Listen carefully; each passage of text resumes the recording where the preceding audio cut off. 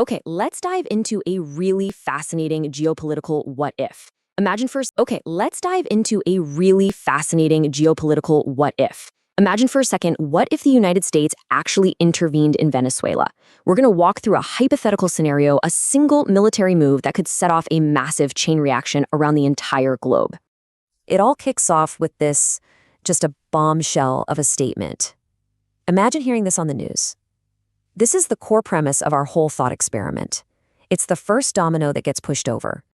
So to really set the stage here, we need a date. For our scenario, everything starts on January 4th, 2026. Just keep in mind, everything we talk about from this point forward is part of this what-if analysis. All right, so what's the spark that lights this fire? How does this whole thing even begin? Let's break it down. Well, the operation itself is incredibly fast and, from a military standpoint, pretty decisive. U.S. forces move in and they successfully capture President Nicolás Maduro. And then, almost immediately, Washington makes that announcement. They're going to temporarily administer the country.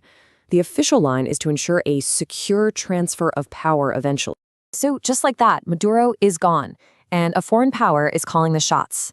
As you can imagine, the country is immediately plunged into chaos, and it's staring down two totally different, totally drastic potential futures. The reality on the ground in the short term? It's grim. The country's all-important oil exports, they just grind to a halt. Hyperinflation goes through the roof, and massive power outages become the new normal. So what's left of the existing government does the only thing it really can. It calls for a guerrilla war against the American forces. This leaves Venezuela at a massive fork in the road.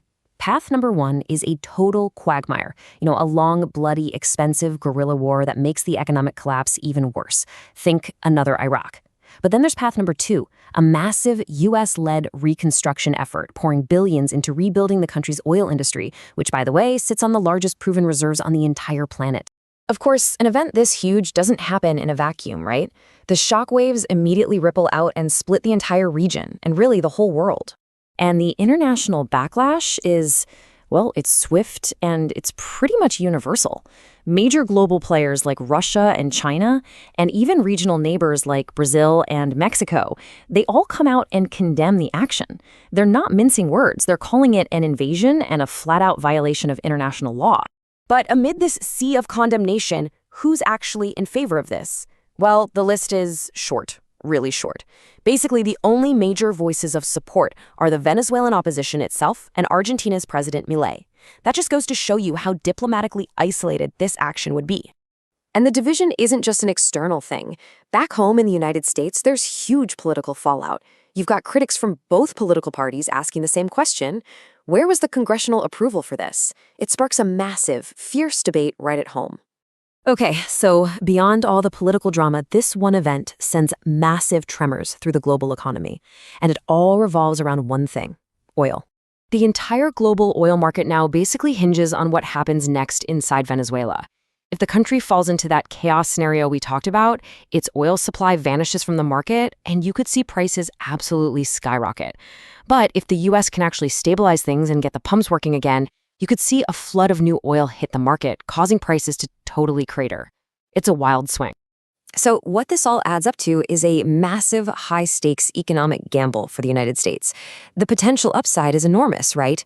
Direct access to cheap oil, plus huge contracts for American companies to go in and rebuild. But the downside is just staggering. We're talking hundreds of billions of dollars in military and rebuilding costs, not to mention the risk of shaking up the stock market. So let's zoom out. What are the long-term consequences for, the world? The implications here are huge and could potentially destabilize the entire international system as we know it. An intervention like this sets what you'd call a dangerous precedent. It's the biggest direct U.S. military action in Latin America in decades, and it chips away at this core idea of national sovereignty. And you have to wonder, right? Does this embolden other powers, say Russia or China, to do the exact same thing in their own spheres of influence? And to really put a fine point on it, the analysis describes this single hypothetical event as the biggest shock to the world order since the invasion of Iraq back in 2003. That really tells you everything you need to know about the potential scale of the impact we're talking about here. And all of this brings us to the one central question that has no easy answer. At the end of the day, depending on your perspective and how it all shakes out, was this an act of liberation or was it an illegal invasion? That's the question the world would be left trying to figure out.